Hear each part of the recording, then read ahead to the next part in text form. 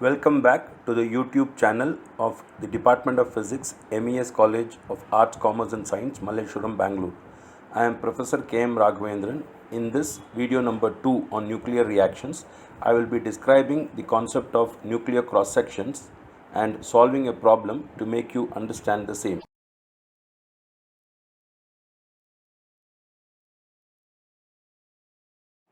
In the last video, we saw that one of the ways to study nuclei and their properties is through nuclear reaction. For a nuclear reaction to occur, we need to bombard a target nucleus with projectiles which are themselves nuclei or other particles. Now, as you all know, a nucleus is a very tiny particle within an atom, and so inside an atom we have vast amount of empty space. So when projectiles are sent onto a target, many of them will actually pass through the material and only few will actually interact with the target nucleus and lead to some nuclear reaction. Now the question is it possible to calculate how many of these incident particles will actually interact with the target nuclei? In order to do this, we need to understand the concept of nuclear cross-section. So in these following slides, I will try to explain to you this concept of nuclear cross-section. To begin with, the cross-section is a measure of the probability that a specific process, that is a nuclear reaction, will take place in a collision between two nuclei or in general between two particles. For instance, when we talk of the Rutherford cross-section, it refers to a measure of the probability that an alpha particle will be deflected at a given angle during a collision with an atomic nucleus, that is gold.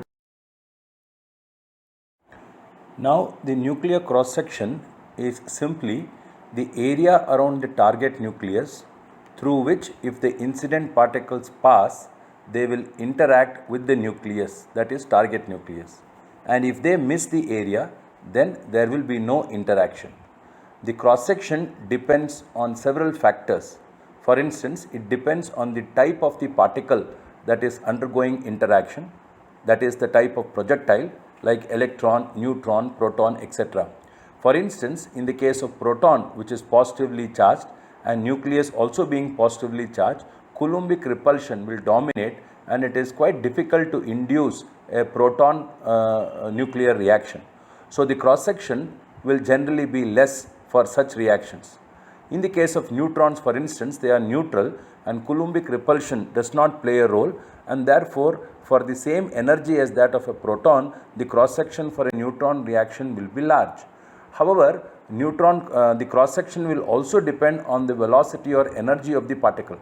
For instance, if you have fast moving neutrons, then they are likely to penetrate the material and go without interaction, while slow moving or thermal neutrons having lower energies and momentum will have larger de Broglie wavelength, and the probability of interaction will be large, and so the cross-section will also be large. Now, when two particles interact, their mutual cross-section is the area that is perpendicular or transverse to their relative motion, within which they must meet in order to interact with each other. In the case of nuclear reaction, within which the interaction should take place. If the particles are hard inelastic spheres that interact only upon contact, then their scattering cross-section is related to their geometric size. On the other hand, if the particles interact through some action at a distance force or through a field such as electromagnetic field, nuclear or gravitational field, then their scattering cross-section or any reaction cross-section is generally larger than their geometric size. Of course, in general, the nuclear cross-sections can be greater than, less than or equal to the physical area of cross-section of the nucleus. Now, it is to be understood that this cross-section sigma can be greater than the cross-section of the nucleus, that is physical cross-section of the nucleus, or less than the physical cross-section of the nucleus, or equal to it, depending on the kind of nuclear reaction that we are talking of. Now, in order to understand the significance of sigma, let's derive a couple of equations. Now, here we have a target which is taken in the form of a cuboid, and we have incident particles which are incident on the target material. Let the cross-sectional area facing the target incident particles be A. Now the symbols we are using is as follows. Let's consider a small slice of the target material of thickness dx. Now nx is the number of incident particles on this slice at the point x within the target, and dn represents the number of particles within the distance dx that interact and cause the nuclear reaction.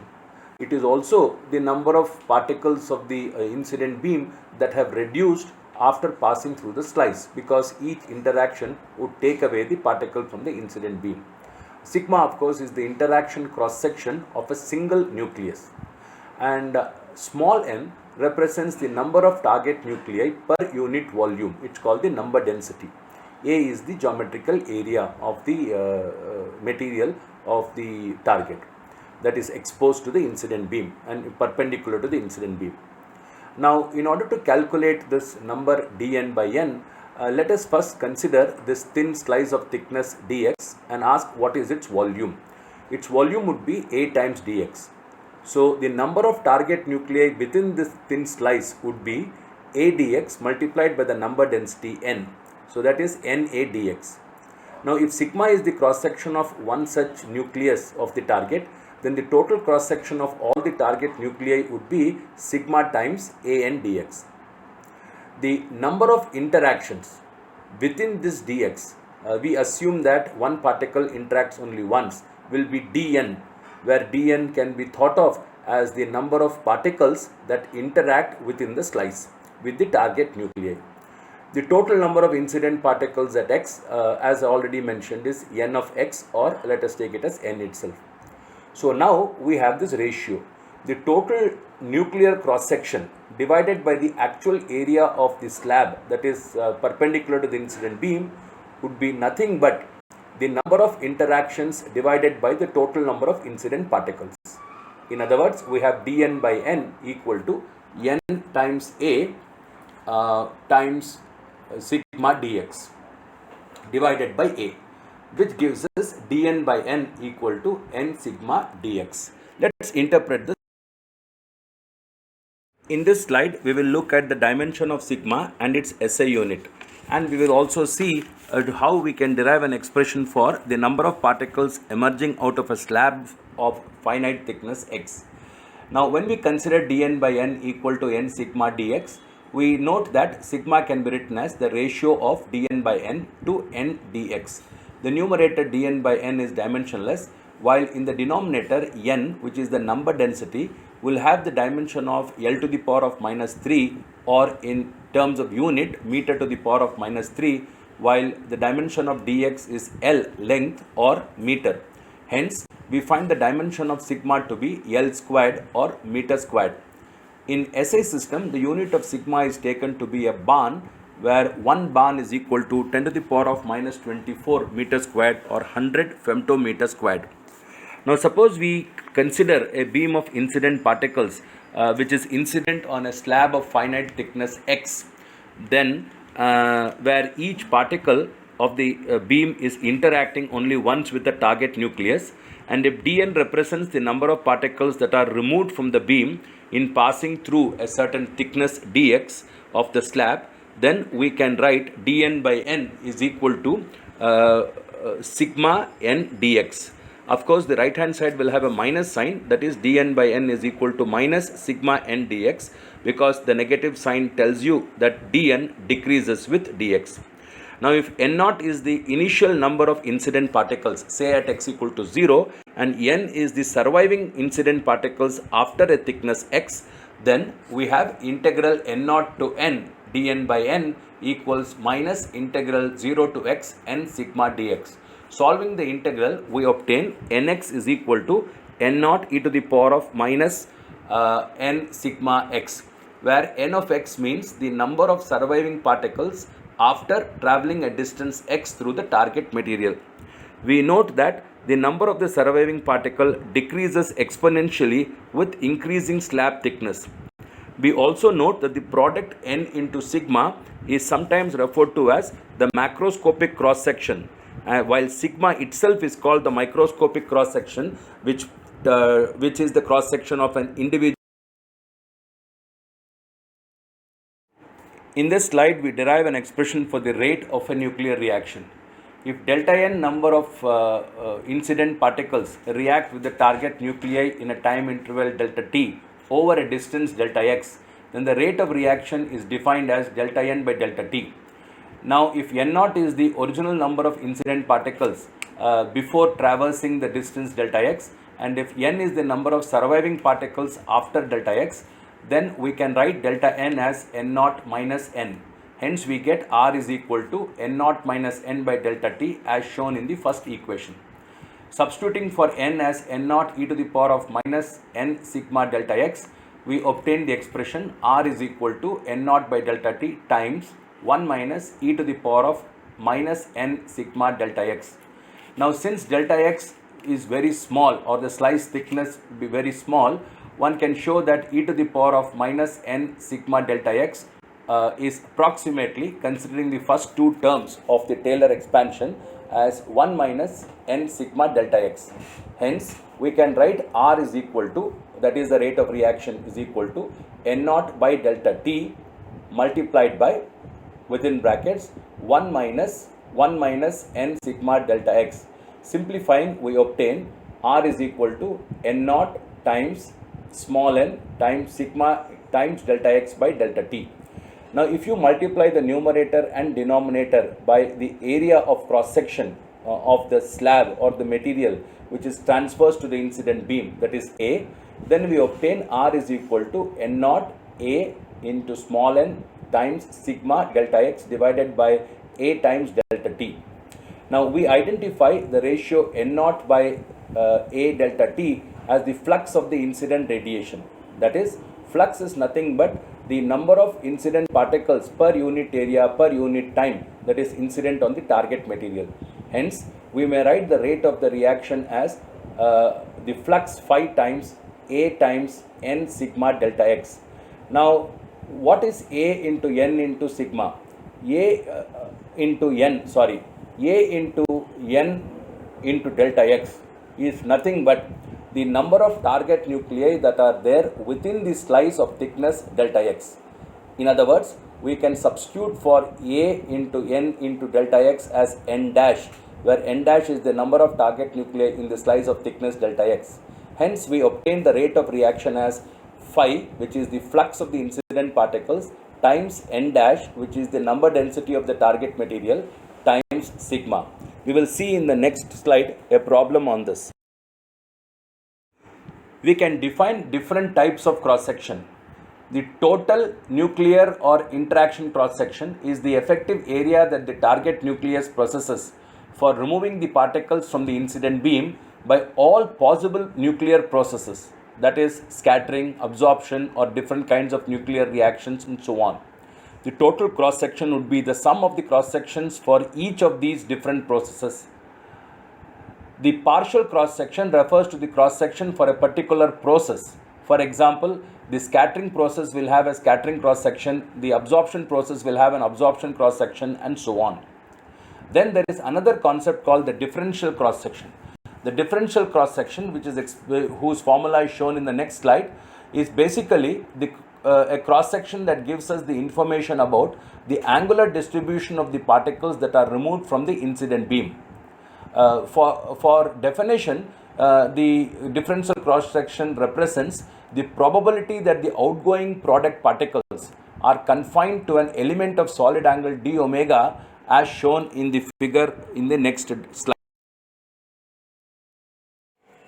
In this slide, we have shown the expression for the differential cross section. D sigma by d omega is the differential cross section, where d sigma is the small cross section corresponding to a solid angle d omega. Note that sigma, or the cross section in this case, is a function of r theta phi. For a given r, it is a function of theta and phi.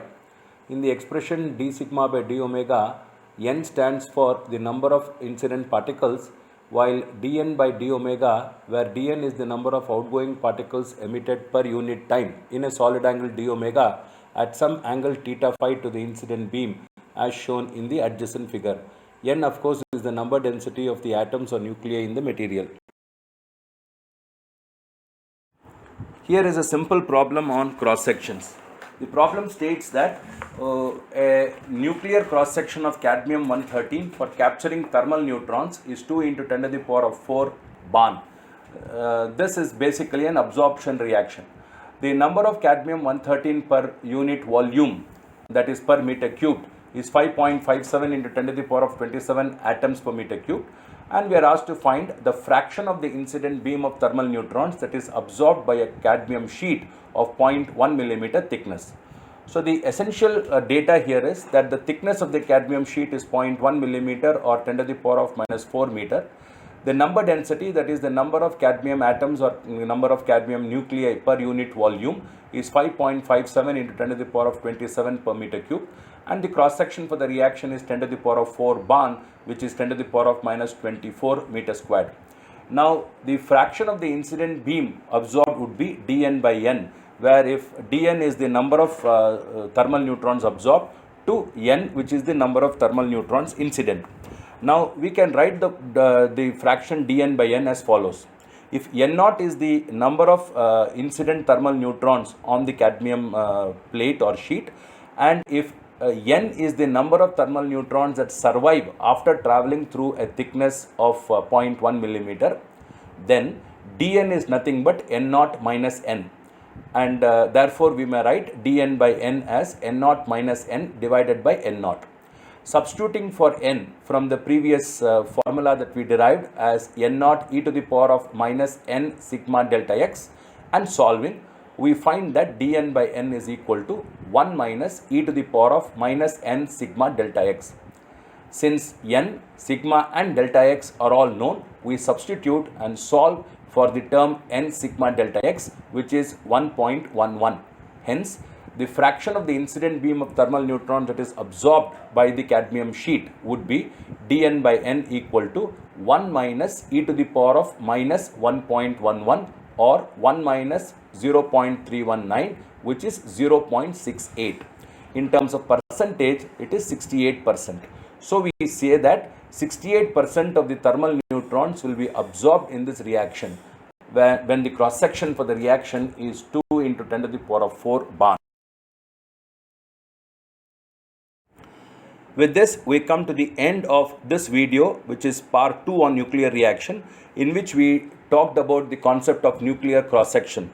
I thank all my viewers for having patiently listened to this, seen this video, and hope that you have understood the concept of nuclear cross section.